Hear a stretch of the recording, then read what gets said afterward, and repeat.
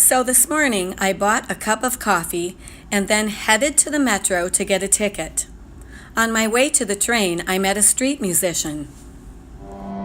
Good morning, Hopkins students. Today is going to be a wonderful day.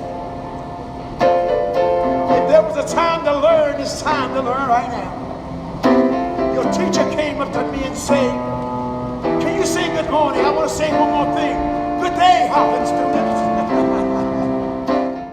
Then I headed into the city to learn more about the diverse people who shaped America.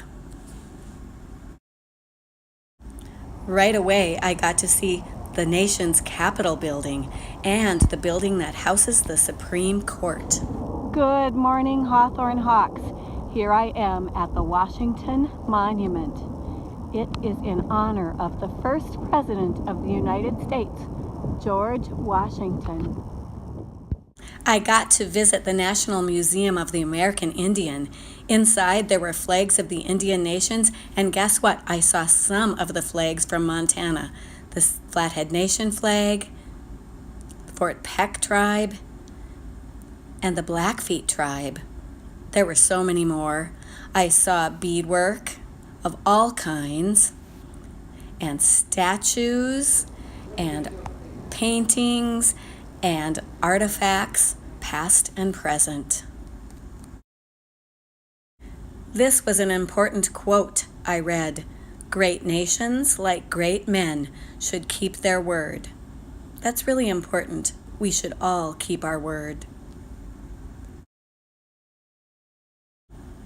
Then I was off to the National Air and Space Museum, which honors inventors, scientists, and engineers that have studied air and space travel.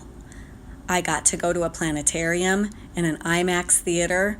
I think the third graders would have really enjoyed this museum after their unit on flight. But my favorite museum of the day was the Museum of African American History and Culture.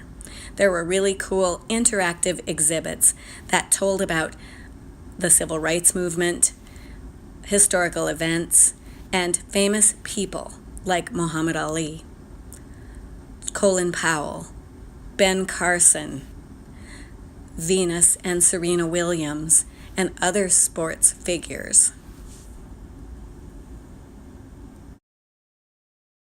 I only went to one monument, and that was one I had never seen before, the Martin Luther King Memorial.